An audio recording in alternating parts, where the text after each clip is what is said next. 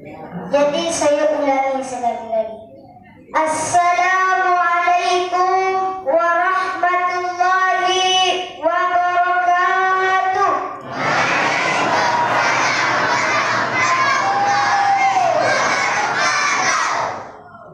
Bismillahirrahmanirrahim. Alhamdulillahilladzi asra bi'abdihi laylan minal masjidil haram ilal masjidil aqsa alladzi barakna hawlahu linuriyahu min ayatina innahu huwas sami'ul basir.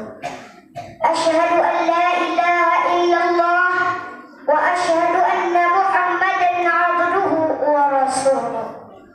Allahumma salli ala sayyidina Muhammadin wa ala alihi wa sahbihi wa barik wa sallam. Qala Allah ta'ala fil Qur'anil Karim, a'udzu billahi minasy syaithanir rajim. Bismillahirrahmanirrahim. Laqad khalaqnal insana fi ahsani taqwim. Sadaqallahul azim. Yang sama-sama kita hormati Bapak Kepala Desa atau yang mewakilinya, yang sama-sama kita hormati Bapak Imam Masjid, pengurus masjid, yang sama-sama kita hormati ibu-ibu penggerak PKK, ibu-ibu majelis taklim, hadirin wal hadirat yang saya muliakan. Sebelum saya melanjutkan kata demi kata, terlebih dahulu saya ingin memperkenalkan diri. Dikatakan dalam pepatah, dikalau tidak kenal makanya tidak cinta, dan kalau tidak cinta makanya tak sayang. Jadi nama saya Muhammad Rashid Reza, umur saya 11 tahun, pendidikan kelas 5 SD, alamat Parit Kebelang, Desa Bente, Kecamatan Mandah. Bapak Ibu kaum muslimin rahimakumullah, terima kasih saya kepada panitia penyelenggara yang telah memberikan saya kepercayaan untuk menyampaikan sedikit tausiah di hadapan bapak-bapak dan ibu-ibu di sini. Harapan saya di dalam saya menyampaikan nanti terdapat perkataan yang salah, terdapat perkataan yang kurang sempurna, saya mohon untuk dipermaafkan. Karena saya bukan penceramah biasa, tapi saya baru belajar untuk berceramah. Jadi harapan saya di dalam saya menyampaikan nanti terdapat perkataan yang salah, terdapat perkataan yang kurang sempurna, saya mohon untuk dipermaafkan. Jadi segala yang benar itu datangnya dari Allah, dan yang salah itu datang dari saya sendiri. Jadi Pak, Bu, beginilah saya. Badannya kurus, kulitnya hitam, tapi manis, sedap dipandang. Jadi pantas saja guru saya pernah berkata dengan saya, Rashid, setinggi apapun ilmu kamu, sejauh manapun kamu berceramah, namun kamu pasti tidak akan jadi ustaz besar. Kenapa, kata saya? Sebab badan kamu kecil. Tapi kalau lada makin kecil, makin pedas. Suka yang pedas, Bu? Kalau tahan pedas, saya pedas sikit lagi. Bapak Ibu kaum muslimin rahimakumullah. Pertama dan utama, marilah kita memanjatkan puja dan puji syukur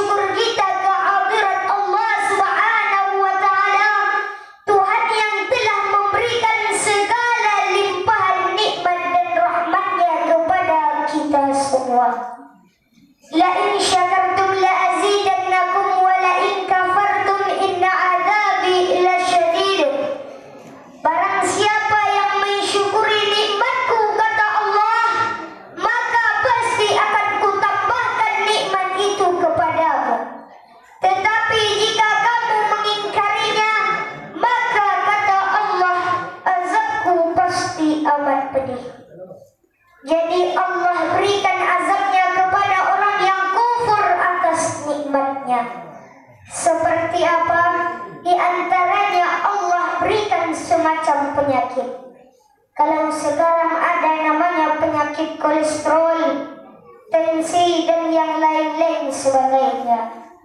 Jadi dengan adanya penyakit yang seperti ini, kita tidak dapat menikmati apa yang seharusnya kita nikmati. Kalau dahulu kita dapat merasakan sedapnya udang, kita dapat merasakan sedapnya ketam, kita dapat merasakan sedapnya daging. Tapi dengan adanya penyakit tensi dan kolesterol, jangankan daging yang harganya ratusan ribu, bahkan garam yang harganya 2.000 perak pun kita tidak dapat menikmati. Apalah artinya jabatan, kedudukan, harta, dan kekayaan, sementara garam yang hanya 2.000 perak pun kita dilarang oleh dokter untuk memakannya. Jadi begitulah manusia tidak pernah merasa puas atas apa yang dimilikinya. Melihat gunung itu indah, daki gunung sampai ke puncak gunung, melihat banyak batu-batuan, sudah tidak indah lagi gunung. Kemudian dari puncak gunung melihat ada lautan yang luas biru membentang, lalu terjun ke lautan. Sampai ke lautan melihat banyak binatang buas, sudah tidak indah lagi lautan. Begitulah manusia tidak pernah merasa puas atas apa yang dimilikinya. Jadi dia tidak mensyukuri atas apa yang dimilikinya. Jadi contoh, kalau ibu-ibu melihat orang sebelah beli itu, minta kebeli pula dengan laki dia itu. Melihat orang sebelah beli ini, minta pula beli ke ini dengan laki dia. Tapi yang anehnya melihat orang sebelah nambah bini, tak ada pula tu minta tambah ke bini dengan laki.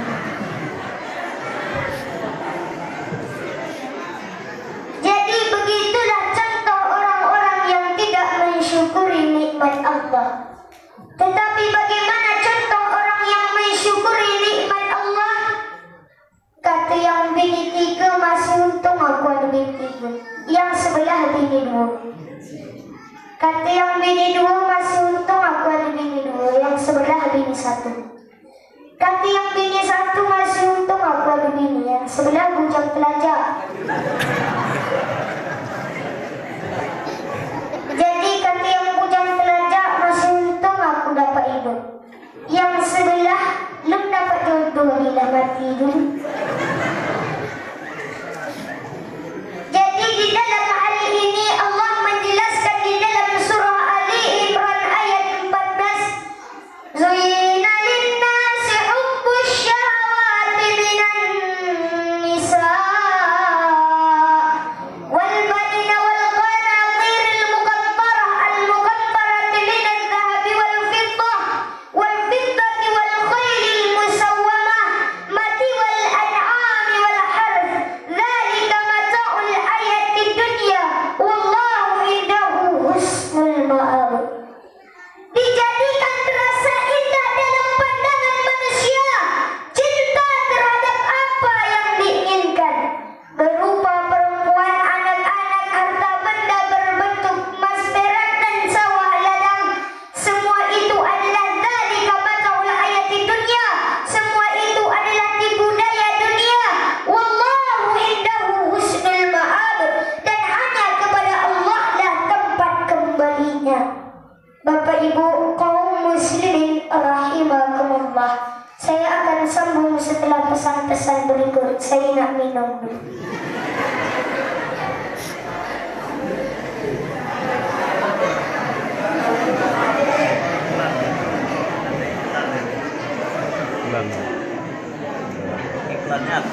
Iklannya kuah. Aku mbak tongkat.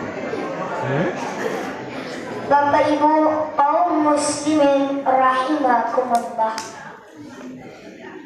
Jadi la in syakartum la azidannakum wa la in kafartum inna azabi lasyadid. Barang siapa yang mensyukuri nikmatku kata Allah, maka pasti akan kutambahkan nikmat itu kepadamu. Tetapi jika kamu mengingkarinya, maka kata Allah azabku pasti amat pedih. Jadi berdasarkan logika dari ayat ini tadi, bahwasannya nikmat bisa saja berubah menjadi azab kalau kita tidak pandai mensyukurinya. Contoh, para orang-orang kaya. Jadi orang kaya itu bisa saja masuk surga karena kekayaannya, tetapi orang kaya itu bisa saja masuk neraka juga karena kekayaannya. Tergantung pandai tidak ia mensyukurinya. Jadi kalau ada orang kaya, dia dapatkan hartanya dari segala macam cara yang halal. Setelah dia dapatkan harta itu, tidak dia tumpuk sampai 7 turunan, tetapi juga berfungsi untuk sosial. Dia bantu membangun masjid, dia makmurkan majelis taklim, dia santuni yatim piatu. Maka orang kaya yang semacam ini insya Allah akan masuk surga dengan kekayaan.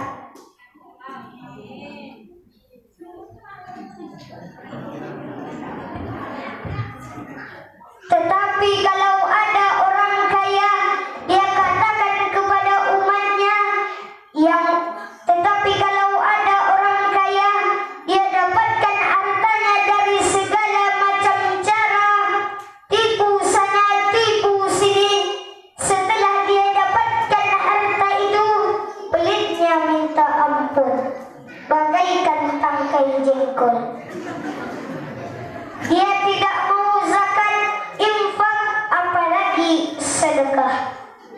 Jadi di dalam hadis qudsi Allah pernah mengatakan, aku cinta kata Allah kepada 3 golongan manusia, tetapi aku lebih cinta lagi kepada yang 3 macam lagi. Jadi yang pertama ialah aku cinta kata Allah kepada orang-orang yang pemurah, orang-orang yang ringan tangan, orang-orang yang saling tolong menolong, saling bahu membahu dan bantu membantu. Jadi kata Allah, aku cinta orang yang seperti itu. Ar-Rahimuna yarhamuhumur Rahman, yarhamu ahlal ardi, yarhamhum man fis sama. Barang siapa yang bersifat belas kasih akan dikasihi oleh Allah. Sayangi segala apa yang ada di bumi, nanti yang di langit akan sayang kepadamu. Akan turun rahmatnya kepada kita bersama. Jadi alangkah nikmatnya kehidupan ini jikalau yang berkuasa menyayangi yang lemah, yang alim menyayangi yang awam, lalu membimbingnya, dan yang kaya menyayangi yang miskin, mengulurkan tangan memberikan bantuan, maka akan terciptalah rahmah di dalam kehidupan kita ini. Tetapi jikalau sebaliknya, yang berkuasa malah menindas dan menekan yang lemah, yang alim terkadang malah membodoh-bodohi yang memang sudah bodoh, yang kaya terkadang malah menyantap yang miskin, maka balak dan bencana yang akan datang. Bukan lagi rahmah yang selalu datang kepada kita, melainkan azab yang selalu menimpa kita secara keseluruhan. Jadi begitulah penyimpangan-penyimpangan dari konsep agama kita yang luhur. Jadi padahal agama mengajarkan yadu'ul yamin yajifufla, sesungguhnya tangan di atas lebih baik daripada tangan yang di bawah. Orang yang memberi lebih baik daripada orang yang menerima. Lalu waman malu wal banuna illa wadai. Sesungguhnya harta dan anak-anak itu tidak lain adalah titipan dari Allah yang pada suatu ketika titipan itu akan diambil oleh Allah Subhanahu wa ta'ala. Jadi Allah cinta kepada orang-orang yang pemurah, maka dia akan memberikan balasan yang berlipat ganda. Jadi Allah akan memberikan balasan yang berlipat ganda. Kalau kita bersedekah kepada majelis taklim, bukan majelis taklim itu yang akan membalasnya. Kalau kita bersedekah kepada masjid, bukan masjid itu yang akan membalasnya. Kalau kita bersedekah kepada fakir miskin, bukan si miskin itu yang akan membalasnya. Kalau kita bersedekah kepada mak janda muda, bukan si janda itu yang akan membalasnya. Tetapi Allah Subhanahu wa ta'ala melalui jalan yang tidak pernah kita sangka, melalui jalan min haitsu la yahtasib, yaitu jalan yang tidak pernah kita hitung, jalan yang tidak pernah kita sangka, jalan yang hanya Allah saja yang mengetahuinya. Allah cinta kepada orang-orang yang pemurah, wa hubbi lil faqiris sahih asyad. Tetapi Allah lebih cinta lagi kepada orang miskin tetapi pemurah. Jadi orang kaya pemurah Allah cinta. Orang kaya pemurah Allah cinta, orang miskin pemurah Allah lebih cinta lagi. Kenapa? Contoh, kalau ada orang miskin, orang kaya yang pemurah bersedekah 20.000, kemudian orang miskin juga bersedekah 20.000, sama halalnya, sama ikhlasnya, sama jumlahnya, tapi besar pahalanya lebih besar yang si miskin. Kenapa? Karena bagi yang kaya uang 20.000 itu apalah artinya. Tetapi bagi yang si miskin, untuk mendapatkan uang 20.000 itu banting tulang, peras keringat, jungkir balik dan lain sebagainya. Jadi oleh sebab itu Allah lebih cinta lagi kepada orang-orang miskin yang pemurah. Jadi itulah orang-orang miskin yang suka mengulurkan tangan memberikan bantuan kepada orang-orang yang memerlukannya. Bapak Ibu kaum muslimin rahimakumullah. Kak saya nak ingin pula, saya nak tidur dulu.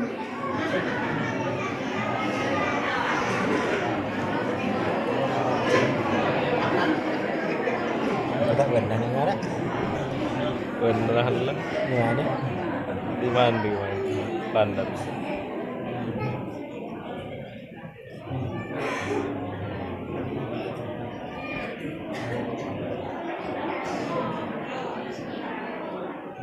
Bapak Ibu kaum muslimin rahimakumullah.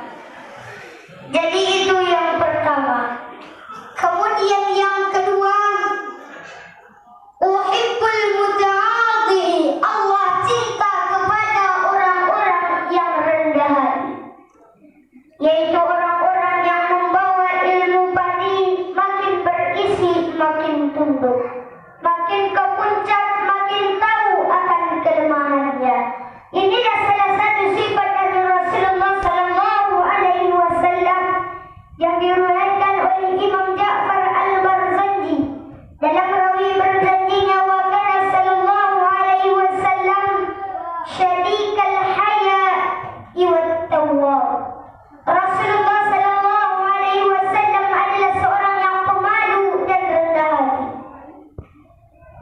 Walaupun beliau adalah asraful anbiya wal mursalin, nabi dan rasul yang termulia, imamul muttaqin, imamnya orang-orang yang bertakwa, tetapi rendah hatinya memang sangat luar biasa. Jadi Allah cinta kepada orang-orang yang rendah Jadi makin kaya makin rendah hati, makin berilmu makin rendah hati, makin berkuasa makin rendah hati. Jadi Allah cinta kepada orang-orang yang rendah hati. Wa hubbi lil ghaniyil mutawadhi asyari'. Tetapi Allah lebih cinta lagi kepada orang kaya tetapi rendah hati. Orang miskin rendah hati Allah cinta. Orang kaya yang rendah hati Allah lebih cinta lagi. Jadi Allah cinta kepada orang kaya yang rendah hati. Jadi Bapak Ibu kaum muslimin rahimakumullah. Kemudian yang ketiga, Allah cinta kepada uhibbut taibin, yaitu kepada orang-orang yang bertaubat. Kepada orang-orang yang melakukan kesalahan dia segera sadar dan dijadikannya kesalahan itu sebagai pelajaran untuk tidak diulanginya lagi pada masa-masa yang akan datang. Jadi Allah Maha Pengampun dan Maha Penyayang. Dia akan mengampuni segala perbuatan hamba-Nya yang bersifat salah.